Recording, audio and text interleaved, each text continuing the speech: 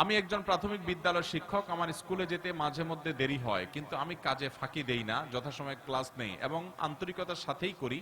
দেরির কারণে আমি কি রকম গুনাহগার হব? আপনারা এখানে অনেক বিভিন্ন কলকারখানা এখানে চাকরি করেন আছেন ভাইরা আমার।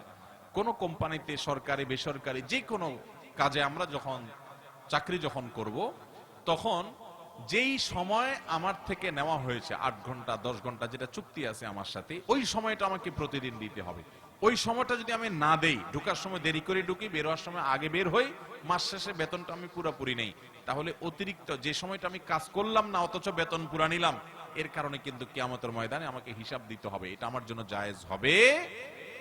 আর যদি কাজের ফাঁকে ফাঁকে মোবাইলে গেমস খেলেন আর চ্যাটিং করেন বইয়ের সাথে, আর আলাপ সালাপ করেন অন্যদের সাথে, যেহেতু সুপার ফোরম্যান নাই, বস নাই, উপরস্থ কর্মকর্তা নাই, সিসি ক্যামেরা বন্ধ, বা চান্সে আপনি এই কাম করেন, তাহলে ওই টাইমগুলোর যে বেতন হবে সেটাও কিন্তু নেওয়া হালাল হবে।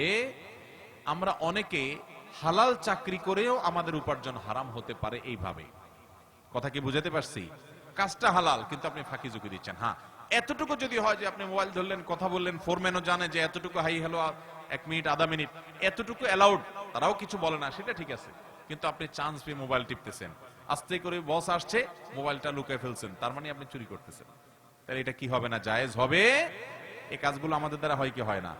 অতএব যদি এরকম হয়, তাহলে সেক্ষেত্রে অতিরিক্ত কাজ করে সেটা পোষায় দিতে হবে। আপনার একদিন দেরি হয়েছে, আরেকদিন পরে একটু বাড়ায় কাজ করে, আপনি ফিঙ্গারপ্রিন্টের পরে বা কার্ড মারার পরেও আপনি কাজ করে হয় পোষায় নিবেন। আর না হয় আপনার বস বা মালিক, যে উপরস্থ যারা আছেন, তাদের কাছে বলে নিবেন যে আমার এটুকু কিন্তু ভুলে একদিন দেরি হয়েছে, আগে আসছে, অতএব আপনি এটা পারমিটেড করেন। তিনি পারমিশন দিয়ে দিলেন, আলহামদুলিল্লাহ, আপনার জন্য জায়েজ হবে ইনশাআল্লাহ।